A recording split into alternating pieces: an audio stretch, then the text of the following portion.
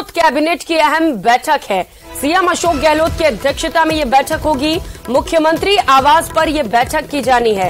मंत्रियों को बैठक का एजेंडा और समय अब तक नहीं बताया गया है। नए जिलों के नोटिफिकेशन पर कैबिनेट मुहर लगाएगी।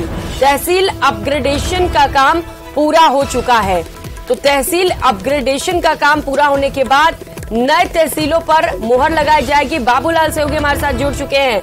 बाबूलाल, महत्वपूर्ण बैठक, कौन कौन से बड़े फैसले हो सकते हैं आज की बैठक में? बड़ा फैसला तो जिलों के नोटिफिकेशन का है, क्योंकि मुख्यमंत्री अशोक गहलोत ने इस बार जो है बड़ी घोषणा करी थी बजट सत्र में, और उसके बाद से जो नए जिले बनाए गए थे तो वहां की जनता बेसब्री से इंतजार कर रही है, क्योंकि नोटिफिकेशन अभी तक नहीं हो पाया है। हालांकि अधिकारियों की नियुक्तियां कर दी गई थी, लेकिन अब जब नोटिफिकेशन होगा तो बाउंड्रीज का पता चलेगा। आपको डिमार्केशन का काम लगभग पूरा हो गया, कौन सी तहसील कौन से जिले का हिस्सा होगी, तो वहां के जो राजनीतिक सामाजिक बहुत सारे समीकरण हैं वो प्रभावित होंगे। चुनाव में जो है लोगों की सोच नजरिया बदल जाएगा। अशोक गहलोत को लगता है कि इस बार जो है चुनाव को जीतना है, इसलिए जिलों का जो उन्होंने मास्टर स्ट्रोक खेला था वो बहुत ही अहम भूमिका निभा सकता है। इसलिए बहुत सोच समझ करके और बाउंड्रीज तय की गई हैं, ताकि कांग्रेस पार्टी को फायदा भी हो, वहां के इलाके की जो जनता है उसको दूर न जाना पड़े, और जिस तरह का फीडबैक जनता ने दिया है उसी के मुताबिक उनको उस जिले में रखने का प्रयास किया गया है। तहसीलों के अपग्रेडेशन का जो काम था वो भी पूरा कर लिया गया है, यानी कि जो तहसील जिले में जाएगी वो पूरी तहसील जिले में रहेगी। आधी तहसील इधर एक जिले में और दूसरे जिले में ऐसे नहीं होगा, यानी कि एक तहसील है तो वो पूरे जिले का हिस्सा होगी। तो इस तरह से कोई विवाद ना हो, जो जनप्रतिनिधि हैं उनको जो जनता से जो है ज्यादा शिकायतें सुनने को ना मिले, और आम जनता जो सरकार ने फैसला किया इसको स्वीकार करे और इसका फायदा चुनाव में कांग्रेस पार्टी को मिले। इसलिए बहुत सारे पहलुओं को ध्यान में रखते हुए, सोचते समझते हुए पिछले 2-3 महीने में जो एक्सरसाइज की गई है वो आज बाहर आने की संभावना है। और उसके बाद जब प्रेस कॉन्फ्रेंस होगी तो उसके बाद उस सारे जो सवाल हैं उनके जवाब भी दिए जाएंगे मंत्रियों की ओर से। तो एक बड़ा दिन है राजस्थान के लिए कि आज कैबिनेट की बैठक होगी, तो उसमें जिले जो है वो उनकी तस्वीर साफ हो जाएगी कि कौन से बिल्कुल नए जिलों के नोटिफिकेशन पर आज कैबिनेट की ओर से मोहर लगने वाली है, और ये बेहद महत्वपूर्ण। आप नजर बना रखिएगा बाबूलाल, और कौन कौन से बड़े फैसले लिए जाते हैं इस पर भी अपडेट देते रहेंगे। बहुत शुक्रिया तमाम जानकारियों के लिए। राजस्थान चुनाव से जुड़ी सबसे बड़ी खबर इस वक्त की बताते चले। राजस्थान कांग्रेस स्क्रीनिंग कमेटी की घोषणा कर दी गई है। गौरव गोगोई राजस्थान कांग्रेस स्क्रीनिंग कमेटी के चेयरमैन बनाए गए हैं। गणेश गोदियाल और अभिषेक दत्त भी सदस्य नियुक्त किए गए हैं। डोटासरा सीएम अशोक गहलोत भी मेंबर बनाए गए हैं। सचिन पायलट को भी कमेटी का सदस्य बनाया गया है। पायलट को भी महत्वपूर्ण जिम्मेदारी दी गई है। सुखजिंदर सिंह रंधावा और सीपी जोशी कमेटी के सदस्य बनाए गए हैं। तो नाम आपको बता रहे हैं, तस्वीरें आपको दिखा रहे हैं ग्राफिक्स के माध्यम से, जिन्हें ये बड़ी जिम्मेदारी दी गई है। मिशन 2023 को लेकर एक और बड़ा फैसला कांग्रेस की ओर से राजस्थान कांग्रेस स्क्रीनिंग कमेटी की घोषणा की गई है। एक बेहद महत्वपूर्ण जिम्मेदारी इन सभी के कंधों पर है कि किस तरह से दोबारा से कांग्रेस की सरकार रिपीट हो जाए। इसी को लेकर ये बड़ा ऐलान कांग्रेस की ओर से, कमेटी की ओर से बड़ी घोषणा की गई है, जहां पर गौरव गोगोई राजस्थान कांग्रेस स्क्रीनिंग कमेटी के चेयरमैन बनाए गए हैं, तो वहीं गणेश गोदियाल और अभिषेक दत्त सदस्य बनाए गए हैं। इसके साथ साथ कमेटी में डोटासरा मुख्यमंत्री अशोक गहलोत को भी शामिल किया गया है मेंबर के तौर पर, और सचिन पायलट को भी जगह दी गई है। तो वहीं सुखजिंदर सिंह रंधावा और सीपी जोशी भी कमेटी के सदस्य बनाए गए हैं। तो कांग्रेस लगातार मिशन 2023 को लेकर एक्टिव मोड पर है। नियुक्तियों का दौर भी लगातार जारी है।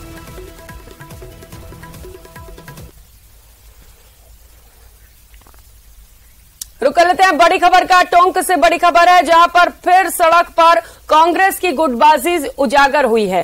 फोन पर कहा सुनी के बाद देर रात दो कांग्रेसी नेता आमने सामने हो गए। टोंक प्रधान पति हंसराज फागना ने जानलेवा हमला करने का आरोप लगा दिया। सुनील बंसल, रामदेव गुर्जर, राम सिंह मुकुल पर हमले का आरोप लगाया गया है। सूचना मिलते ही पुलिस और प्रशासन ने दौड़ लगा दी। एसडीएम, सीओ, कोतवाली प्रभारी पुलिस बल के साथ मौके पर पहुंचे। हंसराज फागना के आवास पर पुलिस बल भी तैनात किया गया। देर रात तक शहर की सड़कों पर पुलिस गश्त करती रही। तो मीडिया से बातचीत में कांग्रेस नेता फागना का बड़ा आरोप भी सामने आया। उन्होंने कहा कि आरोपियों पर कार्रवाई नहीं हुई तो बड़ा आंदोलन करेंगे। कई कांग्रेसी नेताओं पर ही आरोप लगा दिए गए हैं। फागना पायलट के सामने सर्किट हाउस में विवाद से जुड़ा हुआ ये पूरा मामला है, जहां पर अब पुलिस बल की तैनाती की गई है। हाँ बंसल साहब, आपका कंटिन्यू फोन आ रहा है। इतनी करने के बाद भी आपका कंटिन्यू मेरे पास फोन आ रहा है। आपने मेरे घर पे आके इतने लोगों के प्रशासन के सामने मेरे घर पे कूद गए आप सब लोग। उसके बावजूद भी आप कंटिन्यू फोन कर रहे हो मेरे। मैं कह रहा हूँ आप लोग इतने उसके करने के बाद भी मैं नहीं करना। मैंने एसपी साहब को बता दिया और अभी बता रहा हूँ कि आपका कंटिन्यू मेरे पास फोन आ रहा है। उसके बावजूद भी आपका कंटिन्यू फोन आ रहा है। ये क्या मैं कह रहा हूँ, मैं नहीं करना चाहता आपसे बात। श्रीगंगानगर से बड़ी खबर सामने आ रही है। बीजेपी प्रदेश अध्यक्ष सीपी जोशी श्रीगंगानगर पहुंचे। रेलवे स्टेशन पर कार्यकर्ताओं ने उनका गर्मजोशी से स्वागत किया। सीपी जोशी आज विभिन्न कार्यक्रमों में शिरकत करने वाले हैं। बीजेपी पदाधिकारियों और कार्य समिति की भी बैठक लेंगे। प्रदेशाध्यक्ष बनने के बाद पहली बार उनका श्रीगंगानगर का दौरा है, जिसे बेहद महत्वपूर्ण माना जा रहा है। जब सीपी जोशी श्रीगंगानगर पहुंचे उसके बाद की तस्वीरें आपको दिखा रहे हैं।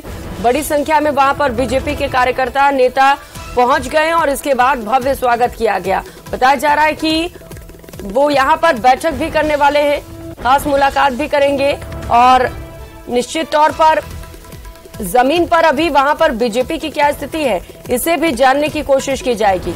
रेलवे स्टेशन पर जब सीपी जोशी पहुंचे उसके बाद कार्यकर्ताओं ने उनका भव्य स्वागत किया। आज कई खास कार्यक्रमों में वो शिरकत करेंगे।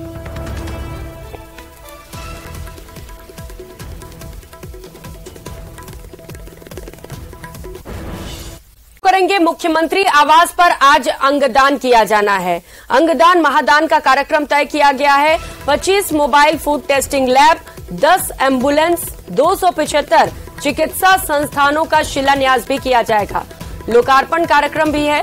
सभी जिलों के चिकित्सक, नर्सिंग स्टाफ भी ऑनलाइन इस कार्यक्रम से जुड़ने वाले हैं।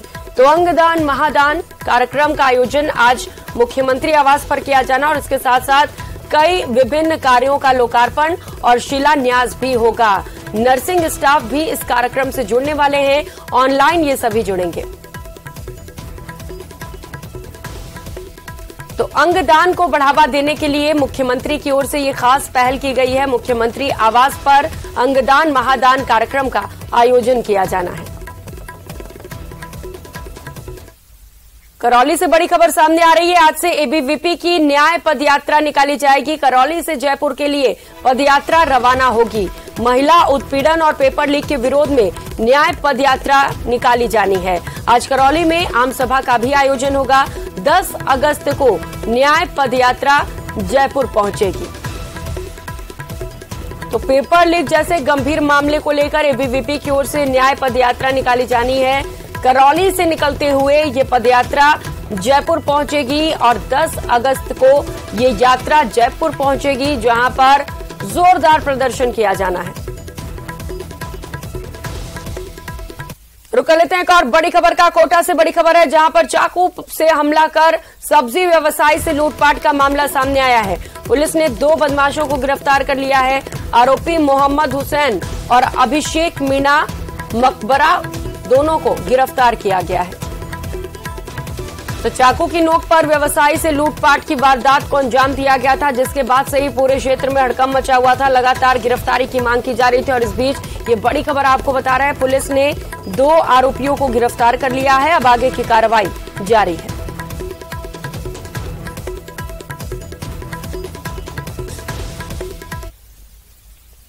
खबरों में आगे बढ़ते हुए हरियाणा के नूंह जिले में धार्मिक यात्रा के दौरान हुए बवाल को लेकर भरतपुर के कामा और पहाड़ी तहसील में धारा 144 लागू कर दी गई है।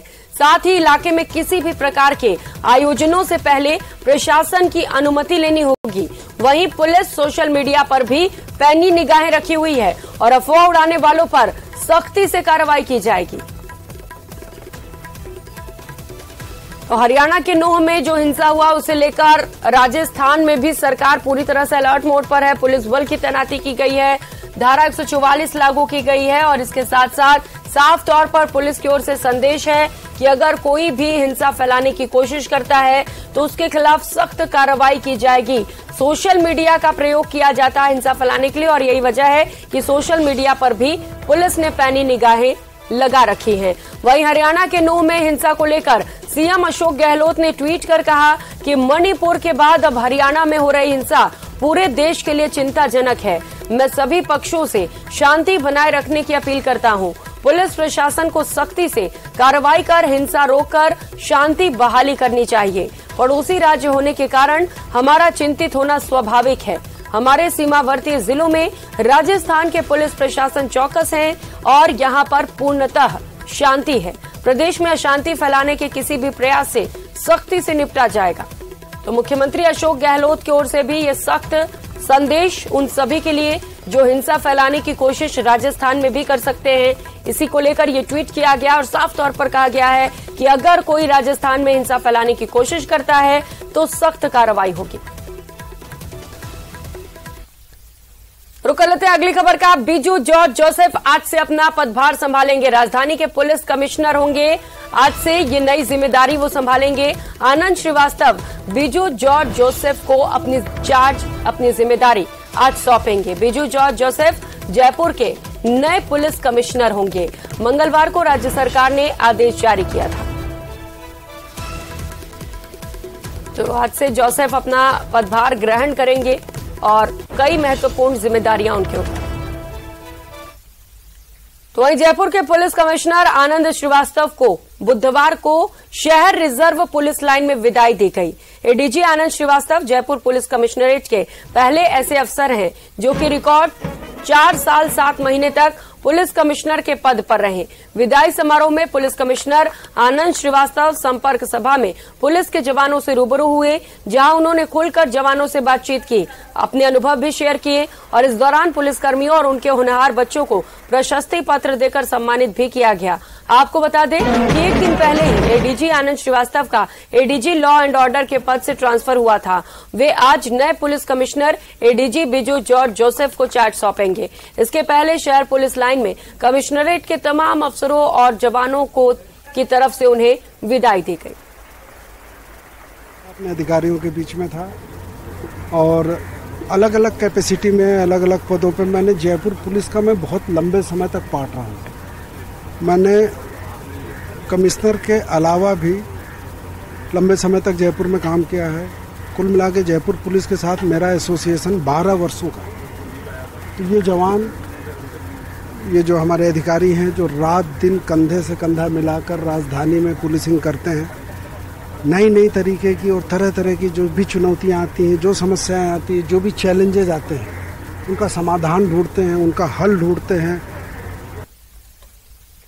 रुक कर लेते हैं अगली खबर का। राजस्थान विधानसभा के आखिरी सत्र का बुधवार को समापन हो गया। 23 मिनट में 5 बिल पारित किए गए। विपक्ष के भारी हंगामे के बीच बिना बहस महत्वपूर्ण बिल पारित किए गए। पारित हुए विधेयकों में राजस्थान कृषक ऋण राहत आयोग विधेयक, राजस्थान विद्युत शुल्क विधेयक, महात्मा गांधी दिव्यांग विवि जोधपुर, राजस्थान अधिकृति संशोधन विधेयक और नाथद्वारा मंदिर संशोधन विधेयक पारित किए गए।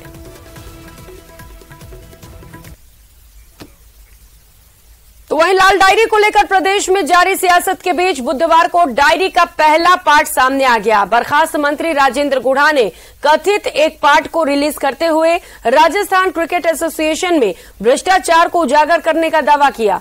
गुढ़ा ने आने वाले समय में डायरी और उसके दूसरे पार्ट को जारी करने की भी बात कही। तो विपक्ष को एक बार फिर से कांग्रेस सरकार पर निशाना साधने का मुद्दा मिल गया। ये रिपोर्ट देखिए। गुढ़ा ने लाल डायरी के पन्ने की रिलीज। आरसीए में भ्रष्टाचार के लगाए आरोप।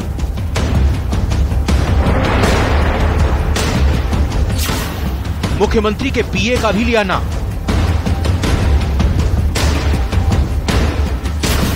सरकार पर ब्लैकमेल करने का लगाया आरोप।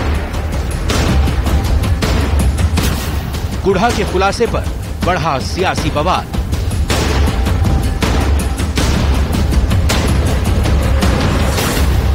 सत्ता पक्ष ने डायरी के वजूद को किया खारिज।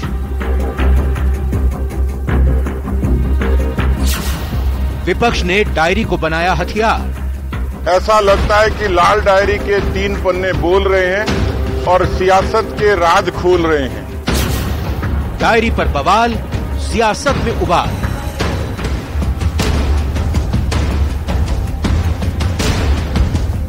कुछ दिनों के अंतराल के बाद विधानसभा शुरू होने से पहले लाल डायरी ने एक बार फिर से सनसनी मचा दी है। बर्खास्त मंत्री राजेंद्र गुढ़ा एक बार फिर से लाल डायरी लेकर मीडिया के सामने आए। बर्खास्त मंत्री राजेंद्र गुढ़ा ने बुधवार को अपने घर पर मीडिया से बातचीत में विवादास्पद लाल डायरी के कुछ अंश जारी किए हैं। राजेंद्र गुढ़ा का दावा है कि इस लाल डायरी के जो अंश वो जारी कर रहे हैं वो राजस्थान पर्यटन विकास निगम के अध्यक्ष और सीएम गहलोत के करीबी धर्मेंद्र राठौड़ की हैंडराइटिंग है। आपको पता है तो सौभाग्य जी सीएम साहब के ओएसटी हैं और उनसे राठौड़ साहब की बात हुई है और उससे पहले भवानी सामोदा सारी क्रिकेट देखता है। इस बार गुढ़ा ने लाल डायरी के एक अंश को पढ़ते हुए राजस्थान क्रिकेट एसोसिएशन में भ्रष्टाचार को लेकर आरोप लगाए। गुढ़ा ने कहा कि लाल डायरी में धर्मेंद्र राठौड़ की ही राइटिंग है और सरकार चाहे तो इसकी जांच करा सकती है। गुढ़ा ने लाल डायरी के कुछ अंश को पढ़ते हुए बताया कि डायरी में लिखा है, आरसीए को लेकर मेरी और वैभव जी से बात हुई। भवानी सामोता किस तरह तय करके लोगों को अब तक पैसा नहीं दे रहा। उन्होंने कुछ अंश पढ़ते हुए कहा कि डायरी में लिखा है, राजीव खन्ना आए और कहा कि सामोता ने वादा पूरा नहीं किया। इसमें आरसीए के अंदर जो करप्शन हुआ उसके बारे में है। तो राठौड़ साहब लिखते हैं, उसकी हैंडराइटिंग आपको मैं दे दूंगा अभी। वैभव जी, मेरे दोनों के आरसीए चुनाव खर्च को लेकर चर्चा हुई कि भवानी सामोता किस तरह तय करके लोगों को अब तक पैसे नहीं दे रहा। इस बुलेटिन में फिलहाल इतना।